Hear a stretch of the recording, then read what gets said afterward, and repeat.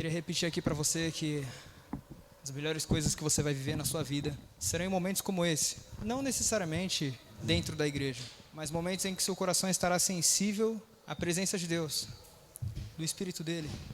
Isso é despertamento, isso é acordar, isso é ser iluminado. É você conseguir sair do sono profundo de uma vida sem sentido, do sono profundo de uma vida sem objetivo e sem alvo, para encontrar com Ele, com o propósito da sua vida e com o sentido da sua vida. Sabe, a vida ela pode ficar muito preto e branco, ela pode ficar muito sem cor, mesmo que você consiga um bom emprego, um bom casamento, um bom dinheiro, qualquer coisa desse tipo, desse gênero. A vida pode ficar muito sem graça ainda, até que você encontre o sentido real dela. Mateus capítulo 1, versículo 21. Ela dará à luz um filho, e você deverá dar-lhe o nome de Jesus. Aqui era aquele anjo visitando Maria, e agora dizendo para ela o que iria acontecer. Dará à luz um filho e você deverá dar-lhe o nome de Jesus, porque ele salvará o seu povo dos seus pecados. Jesus, eu peço que a sua palavra possa falar conosco, nos ensinar, que nós possamos estar sensíveis à sua voz, a te entender, e que nessa comunhão possamos ser profundamente abençoados, em nome de Jesus. Vamos aplaudir a ele mais uma vez, que é digno. Aqui é a origem de um recado para uma mulher do nascimento de Jesus há 2000 anos atrás. Não pense você que há 2000 anos atrás a sua salvação aconteceu, porque a sua salvação ela aconteceu na cruz, mas a cruz não apareceu, não surgiu, não passou a ser há 2000 anos atrás. A cruz passou a ser desde a fundação do mundo. Tanto é que Apocalipse diz que o Cordeiro foi imolado desde a fundação do mundo. Então, o que aconteceu há 2000 anos atrás não foi a sua salvação. O que aconteceu há 2000 anos atrás foi um recado de Deus para te avisar e te lembrar de que você é salvo nele. O que aconteceu há 2000 anos atrás não é a obra de salvação, é a manifestação da obra de salvação. De algo que já era real, de que já era verdadeiro. E agora vem um anjo, porque, cara, Jesus já estava presente desde todo o Antigo Testamento, e não só em Israel, mas no mundo inteiro. Ele criou todas as coisas, ele é o sopro que está em todas as coisas. Percebe isso? Vem agora um anjo, há 2000 anos atrás, e diz assim, vai nascer, e aí você vai chamar ele de Jesus, porque Jesus significa Salvador. Então você vai chamar ele de Jesus porque ele salvará. Só que aí nós conseguimos construir um outro Jesus que não este. Nós construímos um Jesus que não veio para salvar, nós construímos um Jesus que veio para julgar. O recado era, ele vai vir e ele vai salvar. Então nós construímos igrejas, construímos denominações, construímos pregações para avisar as pessoas que ele está doidinho para julgar elas. Construímos tudo isso para dizer, olha, naquele grande dia vai passar um vídeo, você vai ser envergonhado com tudo que está fazendo escondido. E aí você vai criando pessoas cada vez piores, cada vez mais culpadas. Deixa eu falar uma coisa para você que talvez você não entenda, mas eu preciso te avisar. Quando ele fala que vai salvar, ele está falando de algo que está perdido, e não de algo que é ruim. Me acompanha. Se ele fala que ele vai salvar, que ele vai resgatar, ele está falando que ele vai salvar algo que está perdido e não algo que não presta. Pegue uma criança, um neném, e comece a dizer para ele todos os dias, você não presta. E vai criando essa criancinha, vai criando esse bebê dizendo para ele, você não vale nada. Vai educando ele dizendo assim, você é um inútil, você não serve para nada, você é um fracassado. Imagina essa criancinha crescendo, 5, 6 anos, e você dizendo para ele, você precisa merecer o meu amor. Dá um jeito de merecer o meu amor. E quando essa criança erra, você fala assim, agora eu não te amo. Para eu te amar de novo, você precisa me conquistar outra vez. Vai criando essa criança assim. Que tipo de adulto você acha que vai crescer? Vai crescer um adulto cheio de falhas morais. Vai crescer um adulto que não sabe lidar com a própria sexualidade. Vai crescer um adulto que não sabe lidar com a própria consciência. Vai crescer um adulto que não sabe lidar com a culpa. Que não sabe lidar com o medo. Fragilizado. Vai crescer um adulto que está sempre tentando conquistar o amor e merecer o amor das pessoas. Extremamente carente. Profundamente machucado. E eu dei o exemplo dessa criança, mas é isso que nós fizemos nas nossas igrejas. As pessoas vieram e nós começamos a ensinar elas que elas não prestam, que elas não valem nada, que elas são ruins. Porque você acha que para pregar a graça você precisa convencer as pessoas de que elas não prestam para nada. Só que isso é diferente da visão do próprio Deus, que quando criou o homem, logo em seguida disse, viu Deus que era bom. Ele veio para salvar algo que estava perdido, e não algo que era ruim. Mas algo bom perdido é um grande desperdício. Algo bom no lugar errado começa a ter uma inutilização. Você compra um ferro de passar, e aí você pretende usar esse ferro de passar na sua piscina. O que vai acontecer com esse ferro de passar? É óbvio, ele vai queimar, ele vai parar de funcionar. Mas não é porque ele não presta, é só porque ele está no lugar errado. Porque ele foi fabricado perfeitamente para funcionar. Mas alguém tinha que ter instruído ele qual era o lugar dele, o lugar certo dele. E eu sei que tem pessoas aqui hoje que estão me ouvindo que não acreditam mais na própria transformação, porque ela foi convencida de que ela não presta. Só que isto não é o evangelho é outra coisa. O evangelho é dizer para você que mesmo quando você fraqueja, mesmo quando você erra, você ainda tem o direito de estar no caminho de se tornar um Jesus. Você ainda tem o direito de ser cristificado, porque todo aquele que creu no seu nome e o recebeu, a esse foi dado o poder de se tornar filho de Deus. Quantos filhos Deus tem? Pastor, só aqui a gente pode contar... Não, cara, Deus tem um filho só. A Bíblia está cansada de dizer que Jesus era o filho unigênito de Deus, não primogênito. O único filho. A única forma de você ser filho de Deus é se você se tornar Jesus. Porque Jesus é o modelo humano, o modelo de homem, o modelo de vida que Deus projetou você para ser. Então, quando a Bíblia diz que Ele salvará o seu povo dos seus pecados, você começa a precisar entender a importância de que o que importa em Jesus não é só a sua morte, mas também a sua vida. E o que importa em Jesus não é só o dia da crucificação, mas é também o dia que, irado, Ele escolheu perdoar. Que o que importa em Jesus não é só você falar assim, Ele me salvou no madeiro. Isso também, legal, mas o que vai salvar você é que você não entende essa palavra. O que significa a palavra pecado, amigo? Alguém gostaria de chutar? Errar o alvo. Errar o alvo de quem? Eu vou deixar você absorver um pouco. Todo mundo sabe que pecado é errar o alvo. Mas qual alvo? Moisés fez uma lista de 10 mandamentos. E você passou a acreditar que pecado é errar o alvo de Moisés. Vamos além. Vários líderes construíram igrejas e visões e denominações. E essas igrejas, visões, denominações e religiões passaram a determinar o que elas acham certo e o que elas acham errado. Não é isso? Aí você passou a acreditar que pecado é errar o alvo da sua igreja. Quando na verdade, pecado é errar o alvo daquilo que Deus plantou dentro de você. E isso pode parecer muito louco, mas se você parar para pensar, essa é a única forma de você começar a ouvir a voz do Espírito Santo. Porque quando Moisés determina uma lista, vamos pegar o pecado mais clássico que Moisés determinou. Porque aqui eu quero fazer uma provocação com você. O pecado é absoluto ou relativo? Eu pergunto de novo, o pecado é uma coisa absoluta que é em si ou ele é relativo? Eu sei que a maioria de vocês está pensando assim, é absoluto, pastor. Pecado é pecado e ponto final. Ok. Então vamos pegar a lista de pecados que Moisés listou, ok? O mais clássico deles, matar. Então matar é um pecado absoluto. Então em qualquer circunstância em que alguém mate, ele está pecando. Pensa, você é chamado pela sua nação para ser um policial, está em um combate, e de repente você precisa tirar uma vida para salvar outras. Pecou? Eu estou te provocando. Você de repente vai para uma guerra, que a gente nunca vá, amém, em nome de Jesus. Mas aí você precisa combater uma outra nação. E durante aquele jogo chamado guerra, você tira uma vida. Pecou? Se você disser para mim que o pecado é uma coisa absoluta, então a gente pode fazer uma lista do que seja pecado. Mas olha só, cara, eu estive pensando e meditando e falando com Deus, e eu comecei a perceber que a gente entrou num caminho de algumas aberrações. Um colega nosso aqui, que não está podendo congregar com a gente porque ele se mudou para outra cidade, ele está sentindo muita falta de uma pregação do evangelho, porque as igrejas que ele encontra, ele desconsideram todo o histórico de vida cristã que ele teve, ele precisa se converter de novo, mas se converter àquela igreja, se converter à visão da igreja. Não tem a ver com Cristo, tem a ver com a lista que alguém formou, com a lista que alguém determinou. Mas a Bíblia Sagrada diz assim que os filhos de Deus são guiados pelo Espírito de Deus. Então olha só, beber vinho é pecado. Eu tenho um amigo chamado Flavinho. Flavinho acabou de se converter, entrou para a igreja agora. Flavinho era um viciado em álcool. Ele está tentando se libertar. Flavinho teve muito problema por causa disso. Fez muita vergonha, muito vexame, destruiu muita coisa na vida dele. Se viciou. E agora ele está no caminho de Cristo, procurando se libertar. Eu pergunto de novo, beber vinho é pecado? Agora você tem um homem chamado Jesus, que nunca se viciou. Um homem chamado Jesus, livre disso, que vai a um casamento, acabou o vinho, só tem água. Fazer vinho é pecado? Você não está com coragem, eu sei. É difícil responder essa dói. Só que Jesus era um homem livre.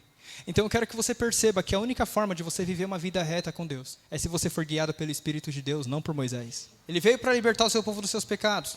Quando você pega a lista de 1 Coríntios capítulo 6, versículo 9, ele começa a citar uma série de coisas que você vai dizer, são pecados. Então ele começa a falar, não herdarão o reino de Deus os adúlteros, os fornicadores, os mentirosos, os ambiciosos. Dentro dessa lista, uma das coisas que é citada é os afeminados. E aí então a gente diz, o afeminado vai para o inferno, pastor Leandro. Por quê? Porque Paulo diz que vai, está escrito em 1 Coríntios 6,9. Tá, mas se você pegar essa lista de 1 Coríntios 6,9, Paulo não está condenando somente os afeminados. Ele também está condenando a pessoa que já mentiu. Eu quero mexer com você. Ele também está condenando a pessoa que tem algumas ambições. Alguém que já deu um falso testemunho. Alguém que de vez em quando sente inveja passando no feed do Instagram. Aquela lista não condena os afeminados. Ela condena a humanidade. Ninguém escapa. Jesus disse que adultério não é quando você fisicamente sai com alguém e você é casado. Não. Ele disse que você está na praia, Ubatuba, e de repente passa um rapaz sarado, uma moça pouco vestida, e você deseja no seu coração. E a gente sabe que o crente deseja porque ele faz assim, está amarrado em nome de Jesus. Aquela lista condena você também, entendeu? O que ninguém leu para você, que ninguém mostrou para você, é o versículo seguinte, que diz, mesmo assim, todos nós fomos salvos pela graça. Ele veio para salvar do pecado, do errar o alvo. Pecado é mais do que uma lista de Moisés. Pecado é todas as vezes que você age em contradição ao que você nasceu para ser. Cara, eu acho que você não entendeu essa frase, então eu vou repetir ela para você. Pecado não tem a ver com uma lista que você criou na sua cabeça ou que você leu em algum lugar. Pecado tem a ver com todas as vezes que você age em contradição ao que você nasceu para ser. E aí eu fui ver o significado dessa palavra pecado, é a palavra hamartia, que, dentre outras coisas, que não só errar o alvo, ela também se refere às nossas idiotices. Aliás, essa palavra primordialmente se refere às nossas idiotices, aos nossos besteiróis. Ele veio para salvar o seu povo, ele veio para nos salvar das nossas idiotices. Eu acho isso lindo, fantástico e maravilhoso, isso mexe comigo emocionalmente. Sabe por quê? Porque você é corpo, alma e espírito. O seu corpo nunca vai se converter. Você vai esmurrar o seu corpo, esbofetear o seu corpo como Paulo fez, para o resto da vida. Porque ele não se converte. Não fique tentando convencer o seu corpo a se converter, porque ele não se converte. É corpo, é carne. Eu estou falando isso porque tem pessoas sofrendo com isso. Tem pessoas que estão tristes, se sentindo mal, se sentindo culpadas, se sentindo distante de Deus, porque o corpo delas não obedece ao que elas consideram santidade. Mas o corpo não se converte. Só quando ele for glorificado, naquele dia. Antes disso, não há conversão para o corpo. Mas você também é alma e você também é espírito. E o seu espírito, ao contrário do corpo, não precisa se converter, porque ele já é perfeito. O seu espírito é o sopro de Deus dentro de você. Seu espírito é a parte Deus que mora em você. É por isso que o Espírito de Deus testifica com o nosso espírito, porque a ligação é perfeita entre eles. Então seu espírito não precisa se converter. Tanto é verdade que Eclesiastes diz que depois que você morrer, seu espírito volta para o Pai. Ele não está falando espírito de pessoas determinadas, ele está falando o espírito do homem volta para Deus. De qual homem? De todo homem, de todo ser humano. Seu espírito vai voltar para Deus. A grande questão está na sua alma. Eu andei estudando e pensando nos últimos tempos sobre as teorias da reencarnação. Porque, acredite, eu não tenho problema algum em procurar ouvir coisas que contradizem o que eu acredito. Eu quero tirar as minhas conclusões. E as minhas perguntas, um dia Deus bateu no meu coração e disse, suas perguntas nunca me ofenderam, filha. Então eu falei, deixa eu entender esse negócio de reencarnação. Porque às vezes a gente tem verdades da necessidade. Sabe o que é uma verdade da necessidade? É quando você acredita porque tem que acreditar, mas não sabe por que acredita. Por que reencarnação não vale? Eu sei que talvez um ou dois de vocês saberia responder. A maioria de vocês vai falar assim, porque ao homem está ordenado morrer uma só vez. E você vai parar nisso. Mas olha só, eu fiz uma conta em primeiro lugar. Matemática mesmo. Temos 8 bilhões de pessoas quase na Terra hoje. Já passaram pela Terra aproximadamente 108 bilhões de pessoas. Homo sapiens. As pessoas que defendem a reencarnação, a maioria delas dizem que a gente já viveu mais de 1000 vidas. Às vezes milhares. Às vezes milhões. Mas fazendo essa conta básica, cada pessoa poderia viver apenas 13 vidas aproximadamente. 13,75 vidas. Não daria. A conta não fecharia. Mas a gente vai um pouco para além disso, porque só isso não era suficiente para mim. A base da reencarnação é dizer que a gente está em evolução. Então você precisa viver várias vidas para evoluir. Ok?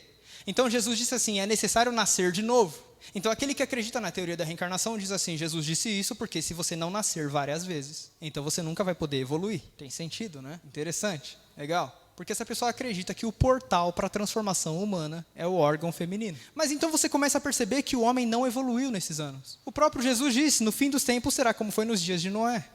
Porque o homem não mudou nada. Porque aí você nasce, vamos supor que você nascesse várias vezes. Você nasceu na família que nasceu. E aí a sua família te traumatizou. A forma que você viveu te traumatizou. A forma que sua mãe, seu pai te tratou, te traumatizou. Ou da forma que eles não te trataram.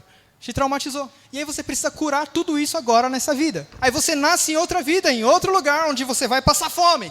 E aquilo te traumatiza. E você precisa curar o trauma daquela outra vida agora. E aí você nasce outra vez, em outro lugar. Você vai estar mais evoluído? Ok, mas aí você é traumatizado por outras circunstâncias. Agora pelo seu chefe. Agora porque odeia o seu trabalho. Agora porque você não acredita que tem dom nenhum. Agora porque alguém olhou para você e falou, não acredito em você. E aí, vida após vida, você precisaria ser curado de novo, de novo, de novo, de novo. A coisa mais brilhante que existe nessa passagem, onde Jesus diz, é necessário nascer de novo, é que nesta vida, em que você esteja ferido, traumatizado e incurável, você ainda possa nascer outra vez. Nessa mesma vida, onde é impossível, você ainda possa nascer outra vez. Isso é um Cristo capaz de nos salvar do nosso pecado, de nos salvar dos nossos besteiróis, de nos salvar das nossas idiotices, porque aí a gente vem para a igreja, cara, e a gente acredita que o maior cargo é o do pastor. Olha como a gente é idiota. Olha, isso não me ajuda, eu sou pastor, mas eu sei que esse título nunca me transformou. Eu sei que eu fui transformado sentado e ouvindo. Eu sei que eu fui transformado chorando. Eu sei que eu fui e estou sendo transformado na rua, pensando sobre o Espírito Santo, pensando sobre o amor de Deus. Eu sei que eu fui transformado ouvindo alguém que tinha algo para me ensinar, porque o problema de tudo está na minha alma. Esta, sim, minha consciência, precisa ser curada. E então as pessoas, elas colocam o poder da transformação na vida delas no batismo. E aí, quando você se batiza e você sai da água, todo mundo canta, ressuscitou.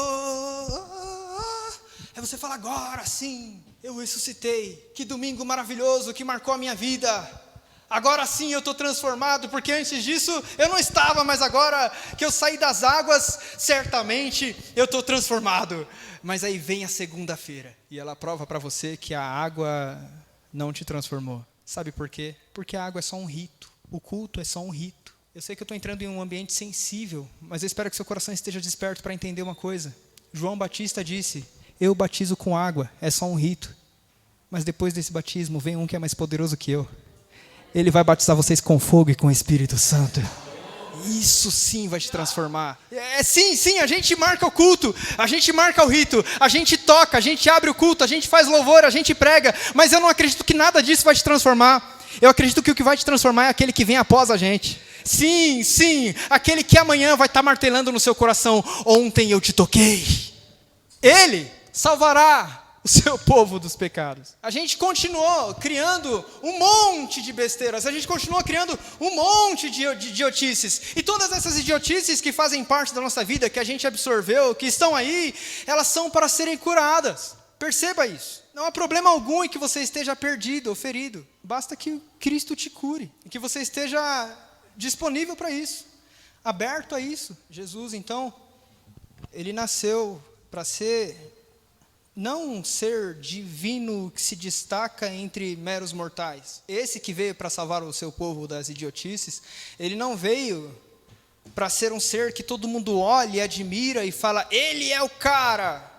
Não era esse o plano, não era essa a ideia. Ele veio, ao contrário disso, para contaminar as pessoas com o que ele era. Ele veio para relembrar o ser humano do que ele de fato é. Ele veio para tirar a gente do sono, para nos acordar e dizer, vocês são mais do que vocês estão acreditando que são. Sabe por quê? Ele fez questão de não vir em formato de anjo iluminado. Ele fez questão de vir sem asas.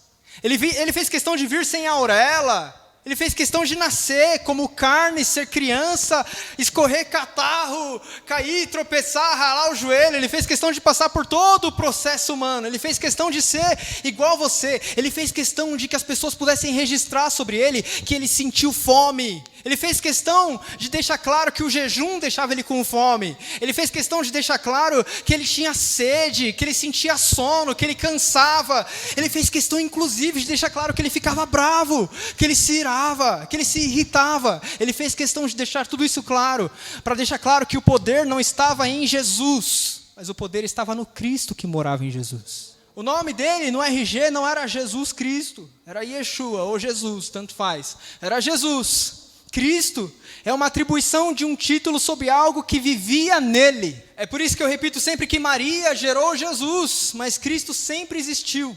Então esse Jesus era veículo para Cristo. Esse Jesus se disponibilizou a ser roupagem para Cristo. Esse Jesus que sentia fome igual a você, sede igual a você, sono igual a você e raiva igual a você. Ele se permitiu ser veículo para Cristo morar nele. E aí esse Cristo tocava nas pessoas e as pessoas eram curadas através de Jesus. Esse Cristo levantava os mortos através de Jesus, que se permitiu ser um veículo mesmo sendo frágil, que suou gotas de sangue. Jesus, então, ouça, era o corpo de Cristo, entendeu? Jesus era o corpo de Cristo. Mas aí ele diz assim, agora eu vou subir aos céus, agora eu vou ascender aos céus, mas Cristo ainda precisa de um corpo.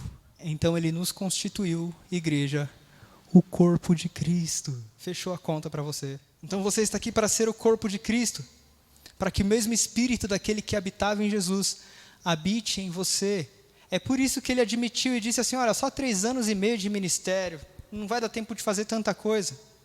Então ele diz assim, em meu nome vocês farão as mesmas obras que eu faço, mas vocês vão fazer maiores do que essas, porque eu estou indo para o céu, mas vocês estarão aqui. Ele chega a fazer uma oração em João capítulo 17, dizendo, Pai, eu oro para que não os retires do mundo, os livres do mal. E a igreja está orando, Pai, nos leva para o céu. Jesus estava orando, Pai, não leve eles agora.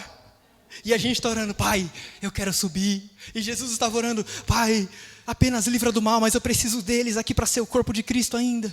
E a gente está orando, Pai, eu não vejo a hora de te encontrar nas alturas das nuvens. Jesus viveu 33 anos e meio.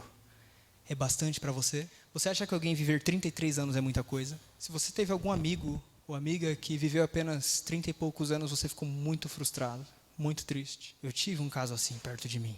33 anos, cara, e ele se foi. Você já parou para pensar ou se perguntar o que Jesus teria feito se ele tivesse vivido 90? Se com 3 anos e meio de ministério ele fez um arregaço, o que ele faria até os 90? Já parou para pensar? Que fantástico. Mas ele escolheu não viver até os 90, ou 70, 80. E a Bíblia justifica dizendo assim, ele morreu a nossa morte para que nós pudéssemos viver a vida que ele não viveu. Para que nós pudéssemos viver a sua vida. O que significa isso? Significa que mesmo com tantas coisas que nos traumatizaram, mesmo com tantas coisas que nos feriram, mesmo com tantas coisas que diminuíram o poder da nossa humanidade em Cristo, mesmo assim, nós podemos ser o corpo de Cristo. E agora, nos assemelhar a Ele. Efésios 4:11 diz, ele deu uns para apóstolos, profetas, outros para evangelistas, pastores, e outros para mestres ou doutores. E o objetivo disso era qual, pastor Leandro? Olha, Efésios não diz que o objetivo disso era construir um império evangélico. Não diz que o objetivo de levantar esses ministérios era para que eles fossem super valorizados e servidos e nada disso. Mas diz que o objetivo disso era que todos nós pudéssemos entrar numa estrutura, num caminho de nos tornar semelhante ao varão perfeito que é Jesus. Então, olhar para a vida de Jesus nos cristifica. Olhar para a vida de Jesus, não só para a morte dele, mas olhar para a vida dele salva a nossa alma. Porque a nossa alma ficou psicótica, doentia com a religião. Deixa eu dizer, eu não tenho raiva da religião. Eu tenho pena do que a gente criou em cima de religiões. Pena, porque é um desperdício. Toda a energia que nós gastamos, cara, eu conheço uma menina que ela tem 20 anos de idade e ela não usa maquiagem, ela não penteia o cabelo e ela não usa roupas bonitas, porque ela acredita que é vaidade e pecado. Cara, no auge dos seus 20 anos de idade, para você fazer isso, você tem que estar com muita coragem. Você tem que estar com muita vontade. Eu vejo um coração fervendo por Cristo, um coração fervendo por o Evangelho, mas canalizado numa religião. Percebe? Uma renúncia assim, mas canalizada numa religião que não vai transformar ninguém, porque você não usar maquiagem não transforma nem você nem ninguém. O brinco que você vai utilizar, ou a tatuagem que você vai utilizar, meu Deus do céu, como é que a gente ainda, no século XXI, está nessa discussão? Como é que a gente ainda está se perguntando se pode ou não pode usar tatuagem, se pode ou não pode usar calça, ou se... Cara, não é essa discussão. O que você não pode é ser diferente daquilo que você nasceu para ser. Foca nisso. A gente ensinou tanto o que você não pode, que você não sabe o que pode. É por isso que olhar para esse Cristo começa a nos libertar, porque assim, Moisés é legal, Davi gente boa, tem um pessoal bacana aí, mas nenhum deles é referência suficiente. Se a gente fizer isso, a gente vai começar a usar referências bíblicas para condenar pessoas. Graças a Deus que ninguém nunca viveu isso aqui. Sim, a gente se tornou capaz de pegar a Bíblia para condenar pessoas e usar referências. A gente aprendeu a decorar versículos, cara, para poder dizer, você vai para o inferno por isso. Cara, a gente ficou, mestrado, doutorado em julgar pessoas. Incrível. Isso não é de hoje, entendeu? Não é de agora. Um dia Jesus estava pregando para o pessoal lá, todo contente, todo feliz. Aí o pessoal não gostou da pregação, começou a sair, começou a ir embora. Então vieram 2 discípulos até Jesus, disseram: Jesus, a gente tem a solução para esse problema. Jesus falou: qual que é? Vocês vão orar por eles? Ele falou: não. A gente vai orar para cair fogo do céu sobre todos eles. O que você acha? Jesus olha para eles. Aí eu penso comigo, né? Da onde eles tiraram isso? Da Bíblia. Elias clamou fogo do céu para colocar fogo em todo mundo. Então os discípulos falaram: está na Bíblia, a gente pode, porque tudo que está na Bíblia pode. Então Jesus olha para eles e fala assim: vocês ainda não sabem que espíritos são? Com essa fala de Jesus eu aprendi uma coisa: aquilo que em Elias contradiz Jesus, eu não quero. Aquilo que em Davi contradiz Jesus, eu não quero, mesmo estando na Bíblia. Aquilo que em Paulo contradisser Jesus, eu não quero até que eu entenda. Isso, se você não sabia, é ser cristão. É começar a olhar para tudo com a ótica de Cristo, com o filtro de Cristo, e aquilo que não passar pelo crivo do filtro de Cristo não me serve. E a Bíblia diz assim que Deus é amor. Ei, o que me impressiona é que não está escrito que Deus ama. Não é isso que está dizendo. Está dizendo que Deus é amor. Porque qualquer pessoa que ama, escolhe a quem ama. Qualquer pessoa que ama, determina quando vai amar. Mas quando alguém é amor, não dá para escolher. Ele é amor, e qualquer coisa que entrar em contato com ele será profundamente amado. E se você não sabia, Cristo é Deus. Você nunca mais vai errar quando você for guiado pelo amor. Deus é amor, pastor. Mas Deus também é justiça. Deus é amor, mas também é justiça, pastor Leandro. Essa sua pregação, eu vi um pastor falar assim: a pregação do amor está levando as pessoas para o inferno. Porque Deus também é justiça, a gente tem que falar que Deus é justiça. E cara, eu não posso discordar de que Deus também é justiça. Eu não estou aqui para contradizer isso, porque isso é verdade. O que as pessoas não sabem é que a justiça de Deus também é praticada em amor. Sim. Porque Deus o fez pecado por nós, para que por ele fôssemos feitos justiça de Deus. A justiça de Deus é fazer com que Cristo fosse pecado por nós, para que nós pudéssemos ser feitos santos nele. E aí eu aprendi que santidade não é um dever, é uma promessa. Santidade não é um dever, porque você nunca vai conseguir ser santo pela sua força. Santidade é uma promessa, ou seja, aquele que te chamou está te santificando. Ele não vai errar nisso. Ele não vai falhar nisso. Eu espero profundamente de todo o meu coração. Eu apenas aqui estava jogando aquilo que Deus estava colocando no meu coração enquanto eu falava. Eu não costumo pregar sem esboço, mas hoje eu queria bater esse papo com você. Falar sobre várias coisas, sobre o Evangelho, sobre Cristo, para que você possa entender que nele você foi feito de fato justiça, foi feito de fato santo. O exemplo que o pastor Rafael deu sobre o time é perfeito. Eles jogaram e você comemora. Jesus foi lá, Jesus morreu, Jesus se deu, Jesus fez. E a gente comemora o que ele fez. A gente participa do que ele fez. E isso não nos deixa inertes. Não, pelo contrário. Isso tem o poder de salvar a gente das nossas idiotices crônicas. Você já quis perdoar uma pessoa? Já aconteceu com você de alguém te machucar, te ferir, te magoar, e você falar: eu vou perdoar ela, mas a pessoa não acha que errou. E aí você pensa assim: se a pessoa não acha que errou, o meu perdão para ela não vai fazer sentido. Se eu chegar para ela e falar: eu te perdoo, ela não vai nem entender, porque ela não acredita que errou. Da mesma forma, a graça de Deus não tem a ver com te deixar como uma pessoa insensível, que não sente que errou, uma pessoa que se sente perfeitinho, não é nada disso. Não, pelo contrário, a graça é justamente para você saber que errou, olhar para o alto e ouvir ele falando: mas eu te perdoei. O efeito do perdão depende de que você se saiba errado, mas ele te cura. Eu sei que essa é uma obra que vai durar o resto da sua vida. Sim, é o caminho da perfeição que ele está te levando. Sim.